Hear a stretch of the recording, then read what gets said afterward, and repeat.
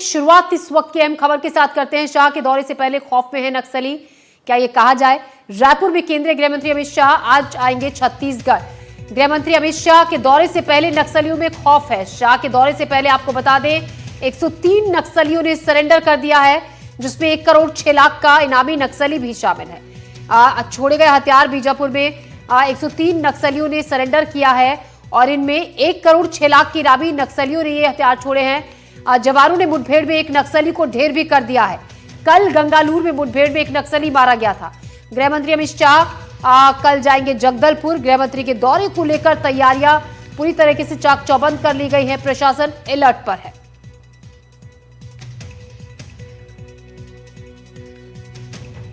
तो क्या अमित शाह के दौरे से पहले खौफ में है नक्सली? आपको बता दें 103 नक्सलियों ने सरेंडर किया है। लगातार जो सरेंडर का दौर है वो भी जारी है। बड़ी संख्या में नक्सली सरेंडर भी कर रहे हैं, क्योंकि लगातार सरकार की तरफ से, प्रशासन की तरफ से ये कहा जाता रहा है। खुद अमित शाह भी ये कह चुके हैं कि जो अगर सरेंडर करोगे तो रेड कार्पेट ट्रीटमेंट मिलेगा, लेकिन अगर हथियार हाथ में उठाओगे और नक्सलवाद इसी तरीके से रहेगा तो फिर उससे किस तरीके से निपटा जाना है ये हमें बखूबी पता है।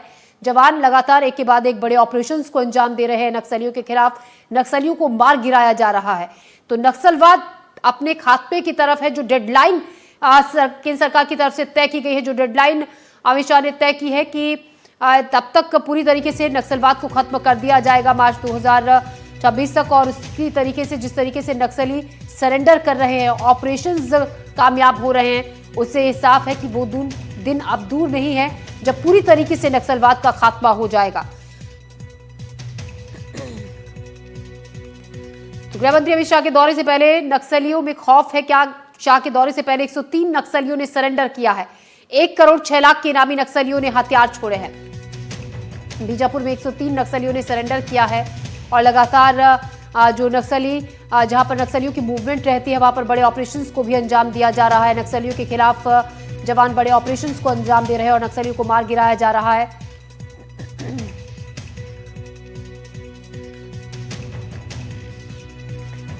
और इसी पर बात करने के लिए विकास तिवारी बस्तर से और नीलेश त्रिपाठी हमारे संवाददाता रायपुर से हमारे साथ जुड़ रहे हैं। नीलेश, सबसे पहले मैं आपसे ये जानना चाहूंगी, अमित शाह आज पहुंच रहे हैं, उनके दौरे को लेकर किस तरीके की तैयारी है, क्योंकि काफी अहम दौरा ये है।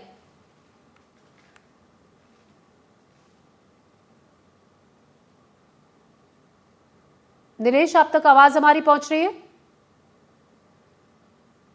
नीलेश के पास मैं लौटूंगी। हमारे सहयोगी विकास तिवारी भी हमारे साथ हैं। विकास, जिस तरीके से नक्सलियों के सरेंडर करने का दौर जारी है, आज भी 103 नक्सलियों ने सरेंडर किया है, ये कहना गलत नहीं होगा कि अपने अंतिम चरण में है नक्सलवाद। नक्सलियों के खिलाफ बड़े ऑपरेशंस को अंजाम दिया जा रहा है और एक के बाद एक नक्सलियों के जो बड़े ग्रुप हैं वो सरेंडर कर रहे हैं। देखिए, जो आंकड़े हैं वो आंकड़े तो यही बता रहे हैं कि माओवाद काफी बैकफुट पर है और साथ ही साथ जो माओवादियों के पत्र आ रहे हैं वो भी इस बात को पुष्टि करने के लिए काफी है कि माओवादियों के बैकफुट में होने के साथ साथ उनके आंतरिक कलह में भी बहुत ज्यादा इजाफा हुआ है। और यही वजह है कि अब लगातार जो निचले स्तर के माओवादी हैं उनका भी भ्रम टूटता जा रहा है और वो लगातार समर्पण कर रहे हैं। बीजापुर में कल के जो आंकड़े हैं वो आंकड़े इस बात के गवाह है कि माओवादियों के जो निचले स्तर के माओवादी हैं और साथ ही साथ जो बड़े स्तर के हैं, अब सभी का मोह भंग हो रहा है माओवाद संगठन से।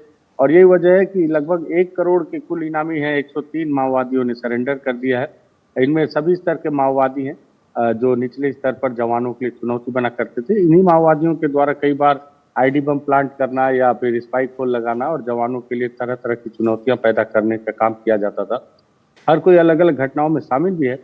सरकार ने भी अपने वादे के अनुसार प्राथमिक तौर पर उन्हें 50-50 हजार रुपए का प्रोत्साहन राशि का चेक भी दिया है और ये भी वादा किया है कि बहुत जल्द उन्हें जो समर्पण नीति है उसका भी लाभ मिलेगा।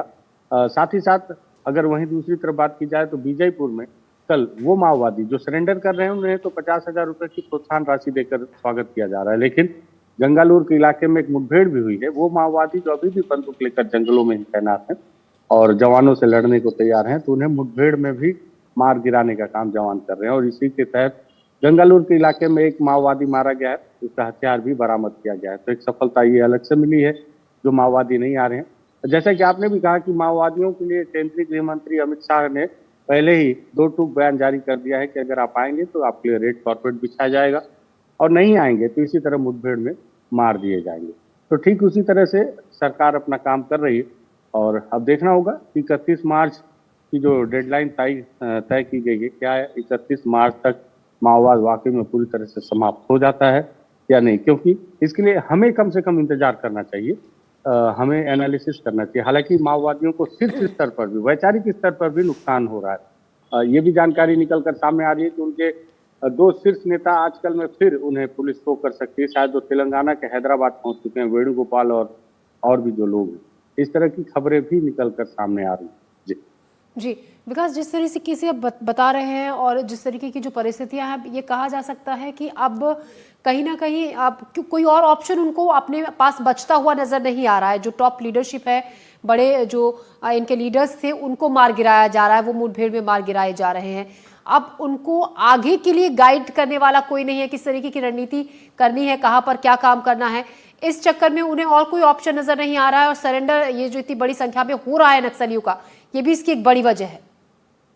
जी बिल्कुल, उनके जो शीर्ष नेतृत्व है, अब वो भी कल देखिए, अभी तक उन्होंने ये क्लियर नहीं किया है कि उनका अब महासचिव कौन बनेगा। 4 पोलित ब्यूरो है उनके पास में और कुल मिलाकर 4 पोलित ब्यूरो और 6 सेंट्रल कमेटी के सदस्य। तो शीर्ष नेतृत्व में देखा जाए तो केवल 10 ही लोग हैं, उसमें से भी अब तक उन्होंने महासचिव तय नहीं किया है। तो सीधी सी बात है कि कोई संगठन अगर नेतृत्व विहीन है तो वो कैसे काम करेगा, ये भी निचले स्तर के जो उनके कैडर होते हैं उनके लिए बड़ी समस्या होती है। और ये भी एक प्रमुख वजह है कि जब उन्हें कोई गाइड देने वाला नहीं है या दिशा निर्देश देने वाला नहीं है, तो उन्हें लगता है कि अब इस संगठन को छोड़ देने में ही भलाई। जी जी विकास, तो लगातार नक्सली सरेंडर कर रहे हैं और आपको बता दें बीजापुर में 103 नक्सलियों ने सरेंडर किया है। जवानों ने मुठभेड़ में एक नक्सली को ढेर कर दिया है। हमारे साथ नीलेश त्रिपाठी भी जुड़ गए हैं ज़्यादा जानकारी के साथ। नीलेश, लगातार छत्तीसगढ़ का जो दौरा है गृह मंत्री अमित शाह का, वो बहुत जल्दी जल्दी हुआ है पिछले दिनों में अगर देखा जाए, और अब आज जब वो वहां पर शाम को पहुंचेगी, क्योंकि कई मायनों में ये दौरा बेहद खास है। नक्सलियों के लिए जो डेडलाइन तय की गई है वो अब ज्यादा दूर नहीं है। कड़े संदेश एक के बाद एक नक्सलियों तक पहुंचाए जा रहे हैं। बिल्कुल, देखिए जेपी, सबसे बड़ी बात यही है कि एक केंद्रीय गृह मंत्री रहते छत्तीसगढ़ में सबसे ज्यादा दौरा अगर किसी का हुआ है, और खासकर नक्सल प्रभावित इलाके बस्तर की भी बात कर ले, वहां पर सबसे ज्यादा दौरा हुआ है तो अमित शाह का हुआ है।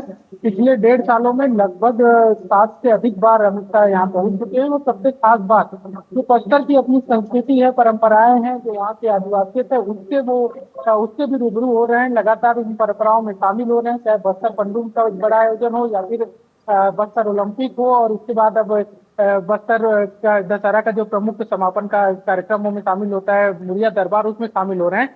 तो इसका सबसे बड़ा कारण यही है कि जो नक्सल समस्या का एक टारगेट जो तय किया गया है, उसको सरकार को भी ये बात पता है कि ये लड़ाई सिर्फ सुरक्षा बलों के भरोसे नहीं जीती जा सकती। इसके लिए वहाँ के लोकल जो लोग हैं, आदिवासी हैं, वहाँ के जो स्थानीय लोग हैं, उनका भरोसा जीतना भी बहुत जरूरी है। और उनका भरोसा तभी जीता जा सकता है जब सरकार उनके साथ नजर आए, और सरकार सिर्फ राज्य की ही नहीं बल्कि केंद्र की सरकार भी उनके साथ नजर आए। और यही एक कारण है कि लगातार बस्तर में जो भी आयोजन हो रहे हैं, जो भी सफलताएं मिल रही है, उसमें खुद केंद्रीय गृह मंत्री शामिल होने की कोशिश करते हैं ज्यादातर समय। और यही एक कारण है कि लगातार, चाहे बस्तर ओलंपिक हो, दशहरा का एक कार्यक्रम है, इससे पहले बस्तर पंडुम हो, या फिर सुरक्षा बलों को बड़ी कामयाबी मिलती है तो भी बस्तर में जाकर उनसे मिलने की कोशिश करते हैं केंद्रीय गृह मंत्री। तो एक इसके तौर पर ही देखा जाना चाहिए, क्योंकि परंपराओं में शामिल होना एक अलग बात है, लेकिन नक्सल समस्या को लेकर जो टारगेट चला जा रहा है उस पर कैसे सफलता मिले, इसकी भी बहुत कोशिश की जा रही है। जी, और नीलेश, साथ ही अब ये भी बार बार ये सवाल उठता है कि नक्सलवाद को सिर्फ बंदूक से नहीं, उस विचार से भी लड़ना होगा, उस सोच से भी लड़ना होगा जो नक्सलवाद को जन्म देती है। उसके लिए भी अलग अलग तरीके से जागरूकता अभियान भी चलाए जा रहे हैं। बिल्कुल, देखिए, कोई भी अगर विचार माना जाए जो सरकार के खिलाफ हो या सत्ताधारी दल के खिलाफ हो, चाहे जो भी हो, तब ही उपजता है जब सरकार के खिलाफ सरकार जो है वो काम न कर पाए, लोग सरकार से असहमत हो। जैसे नक्सलवाद की समस्या के इतिहास में भी अगर हम जाएंगे, या माओवाद समस्या के इतिहास में भारत में जो वो रही है उसका इतिहास, उसमें देखेंगे कि सरकार के द्वारा लोगों को जो सुविधाएं या लोगों को जो सुरक्षा दी जानी चाहिए थी वो नहीं दे पाए, और इससे असंतुष्ट होकर ही एक बड़ा आंदोलन धीरे धीरे ये रूप लिया और आज एक नासूर की तरह सरकार के लिए बन गया है। तो जब भी इस तरह के विचार लोगों के मन में आएंगे, जब सरकार से असहमति होगी और सरकार उस असहमति पर ध्यान नहीं देगी, तब इस तरह के विचार उपजते रहेंगे। और सरकार की यही कोशिश है कि ऐसा न हो, इसलिए स्थानीय लोगों की का भरोसा जीतने का काम भी अब सरकार कर रही है, सिर्फ बंदूक जी। से ही लड़ाई नहीं लड़ रही है। जी जी, नीलेश, शुक्रिया आपका जानकारी के लिए, और विकास तिवारी आपका भी तमाम अपडेट के लिए, जानकारी के लिए शुक्रिया।